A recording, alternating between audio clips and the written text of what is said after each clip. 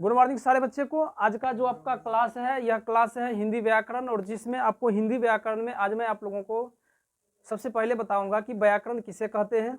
तो आप लोग फटाफट तैयार हो जाइए। देखिए यहाँ पे हमने लिखा है कि व्याकरण यानी कि व्याकरण किसे कहते हैं, ठीक है ना। व्याकरण किसे कहते हैं, तो देखिए व्याकरण का परिभाषा होता है कि व्याकरण उस शास्त्र को कहते हैं जिससे मनुष्य शुद्ध शुद्ध हिंदी बोलना, पढ़ना, लिखना सीखता है। यानी कि व्याकरण से ही हम जो है क्या करते हैं, हिंदी बोलने के लिए सीखते हैं, पढ़ने के लिए सीखते हैं और लिखने के लिए सीखते हैं। जैसे कि अगर कोई वाक्य आपको बोला जाए, जैसा कि मान लीजिए हम यहाँ पे लिख दें, हम सब जाएगा। देखिए यहां पे हमने क्या लिखा कि हम सब जाएगा। तो अब एक बात बताइए, क्या ये वाक्य सही है? नहीं सही है। क्यों नहीं सही है? क्योंकि ये वाक्य जो है आपका क्या है, गलत है। इतना ही नहीं, ये वाक्य जब हम बोलते हैं, यानी कि जब हम बोलते हैं कि हम सब जाएगा, तो बोलने में भी जो है थोड़ा कुढ़ब टाइप का लगता है कि नहीं लगता है। यानी कि ये वाक्य क्या है, गलत है। तो ये वाक्य गलत है, इसका ज्ञान हमको कौन करवाता है? व्याकरण करवाता है। कौन करवाता है? व्याकरण करवाता है। क्योंकि यहाँ पे हमने क्या लिखा कि व्याकरण किसे कहते हैं, तो व्याकरण उस शास्त्र को कहते हैं जिससे मनुष्य शुद्ध शुद्ध हिंदी बोलना, पढ़ना, लिखना क्या करता है, सीखता है। तो यहाँ पे ये वाक्य जो हमने लिखा है, ये हमको क्या कौन ज्ञान करवाता है? व्याकरण ज्ञान करवाता है। और ये वाक्य गलत है, तो ये वाक्य कैसे सही होगा? तो यह कैसे सही होगा? देखिए, हम सब जाएंगे, ये वाक्य जो है आपका क्या हुआ, सही हुआ। बात समझ में आ गया ना। ये वाक्य क्या हुआ, सही हुआ। और इस वाक्य का सही होना या वाक्य का गलत होना, यह ज्ञान हमको कौन करवाता है? व्याकरण करवाता है। तो आप समझ गए होंगे, समझे या नहीं समझे? व्याकरण किसे कहते हैं? तो व्याकरण उस शास्त्र को कहते हैं जिससे मनुष्य शुद्ध शुद्ध हिंदी बोलना, पढ़ना, लिखना सीखता है, उसे क्या कहते हैं? व्याकरण है। या आप इसका यह भी परिभाषा दे सकते हैं कि व्याकरण वह विद्या है जिससे मनुष्य क्या करता हो, शुद्ध शुद्ध हिंदी बोलना, पढ़ना, लिखना सीखता है। ठीक है, चलिए आगे अब हम आपको बताएंगे व्याकरण के कितने भेद होते हैं। फटाफट लिखते जाइए आप लोग। अब यहाँ पे देखिए आपका है 2 नंबर में कि व्याकरण के कितने भेद होते हैं। व्याकरण के कितने भेद होते हैं? तो व्याकरण के मुख्यतः 3 भेद होते हैं। व्याकरण के कितने भेद होते हैं? व्याकरण के मुख्यतः 3 भेद होते हैं, वर्ण विचार, शब्द विचार, वाक्य विचार। अब देखिए पहला जो आपका है वर्ण विचार, वर्ण विचार किसे कहते हैं? देखिए समझिए इसको, बहुत ही इंपॉर्टेंट चीज है ये। कह रहा है कि वर्ण विचार किसे कहते हैं? तो वर्ण विचार उस मूल ध्वनि को कहते हैं, वर्ण विचार उस मूल ध्वनि को कहते हैं जिस अक्षर का खंड या टुकड़ा ना हो। इसको हम ऐसे भी लिख सकते थे कि वर्ण विचार उस मूल ध्वनि को कहते हैं जिसका खंड या टुकड़ा ना हो, लेकिन हमने यहाँ पे अक्षर जो दिया आपको समझने के लिए दे दिया, ठीक है ना। यानी कि वर्ण विचार उस मूल ध्वनि को कहते हैं जिसका खंड या टुकड़ा ना हो, या जिस अक्षर का खंड या टुकड़ा ना हो। जैसे ओ, आ, हर्षई, यानी कि इस प्रकार से आप आदि यहाँ पे दे दिए हैं, यानी ओ, आ, हर्षई, दीर्घई, हर्षऊ, दुर्गऊ। अब जैसे इसको समझिए, जैसे अगर हम ओ है तो देखिए ओ जो है यानी इसका हम खंड नहीं कर सकते हैं। ओ जो है इसका हम क्या कर सकते हैं, खंड नहीं कर सकते हैं। लेकिन अगर मान लीजिए हम यहाँ पे लिखेंगे आ जोड़ मो, यानी क्या लिखें, आम, तो यहाँ पे आम को हम क्या कर सकते हैं, खंड कर सकते हैं। जैसे देखिए आम ओ आम, तो आ अलग हो गया, मौ क्या हो गया, अलग हो गया। समझ में आया कि नहीं? यानी कि अक्षर का खंड जो है कभी भी नहीं होगा। खंड किसका हो जाएगा, शब्द का। यानी क्या हमने लिखा वर्ण विचार, कि वर्ण विचार उस मूल ध्वनि को कहते हैं जिस अक्षर का खंड या टुकड़ा ना हो। तो ओ, आ, हर्षई, दीर्घई आदि ये सभी का जो है क्या होता है, खंड या टुकड़ा नहीं होता है। जैसे कि हमने यहाँ पे बता दिया आपको, यानी कि हमने 2 अक्षर लिया आ जोड़ मौ, तो आ जोड़ मौ से क्या बना, आम बना। अब आम का आप जो है खंड कीजिएगा तो आपका ये खंड हो जाएगा, क्योंकि इसको आप आंख अलग कर दिए और मौ को क्या कर दिया, अलग कर दिए। तो आ और मौ क्या हो गया, अलग हो गया, खंड हो गया। लेकिन अ को आप जो है खंड नहीं कर सकते हैं, ये खंड नहीं होगा।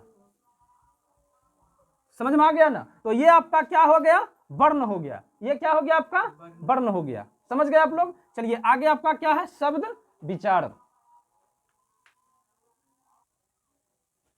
दूसरा देखिए यहां पे, दूसरा अब आपका क्या है, शब्द विचार। यानी कि शब्द विचार किसे कहते हैं, देखिए कहता है कि दो या दो से अधिक वर्णों के मेल से बने शब्द, जिस शब्द का एक सही अर्थ निकलता है उसे क्या कहते हैं, शब्द विचार कहते हैं। फिर से सुनिए, क्या हमने यहाँ पे बता रहा है आपको कि शब्द विचार, दो या दो से अधिक वर्णों के मेल से बने शब्द, जिस शब्द का एक सही अर्थ निकलता है उसे क्या कहते हैं, शब्द विचार कहते हैं। दो या दो से अधिक वर्ण, आप या तो दो वर्ण लीजिए या दो से अधिक वर्ण लीजिए। जैसे कि यहाँ पे समझिए, देखिए यहाँ पे हमने दो या दो से अधिक वर्ण लिए हैं, यानी क लिए हैं एक वर्ण, मौ लिए हैं दूसरा वर्ण, और तीसरा वर्ण आपका क्या है, लो। तो क जोड़ म जोड़ लो, यानी क और म और ल को जब जोड़े तो क्या बना, कमल। और आप यह बचपन से जान रहे, ये जो बना आपका, ये क्या बना आपका, शब्द बन गया। ये क्या बना आपका, शब्द बना। और यहाँ पे हमने क्या लिखा कि जिस शब्द का एक सही अर्थ निकलता हो, तो यहाँ पे जो कमल बना है, बताइए आप बचपन से जान रहे हैं कि कमल जो है एक क्या है, फूल है। कमल का फूल होता है कि नहीं होता है, आप लोग जान रहे हैं कमल का क्या होता है, एक फूल होता है। तो कमल का फूल होता है, तो कमल एक शब्द बन गया, और शब्द जो बना वो क्या बना, सही बना। तो यहाँ पे परिभाषा क्या है कि दो या दो से अधिक वर्णों के मेल से बने शब्द, जिस शब्द का एक सही अर्थ निकले, तो सही अर्थ कमल, यानी कमल क्या है, एक फूल है। तो समझ में आ रहा है ना। जैसे कि देखिए समझिए, अगर इसी शब्द को हम लिख दे लो, ठीक है ना, लिख दे मो को, तो एक बात बताइए, यहाँ पे ये शब्द जो बना, लमक बना, क्या बना, लमक बना। बताइए लमक कोई शब्द है, अभी तक सुने हैं लमक? लमक मीन्स क्या होता है बताइए, क जोड़ म जोड़ लो कमल बना, तो कमल मीन्स आप जान रहे हैं कि फूल होता है। लेकिन लमक जो यहाँ पे बन रहा है, लो जोड़ म जोड़ को, तो लमक मीन्स क्या होता है बताइए, कुछ होता है, नहीं होता है। यानी कि शब्द जो बनेगा ना वर्ण से, उसका एक सही क्या होना चाहिए, अर्थ होना चाहिए। जैसे कि दूसरा एग्जांपल समझिए, हम आ लेते हैं और मौ लेते हैं, तो क्या बनता है, आम बनता है। तो बोलिए आम आप लोग खाते हैं, और आप लोग जानते हैं कि आम होता है, मीठा भी होता है, खट्टा भी होता है कि नहीं होता है, बात समझे कि नहीं। यानी कि वैसा वर्ण, दो या दो से अधिक वर्ण, दो हो या चाहे दो से अधिक वर्ण हो, जिस वर्णों को अगर हम जोड़ेंगे तो उसका शब्द जो बनेगा, उस शब्द का क्या होना चाहिए, अर्थ जो है वो क्या होना चाहिए, सही निकलना चाहिए, अर्थ सही होना चाहिए। ये नहीं कि कुछ हो जाएगा। बात समझे कि नहीं, बात समझ में आ गया। चलिए तीसरा आपका क्या है, वाक्य विचार। फटाफट आप लोग लिखते जाइए।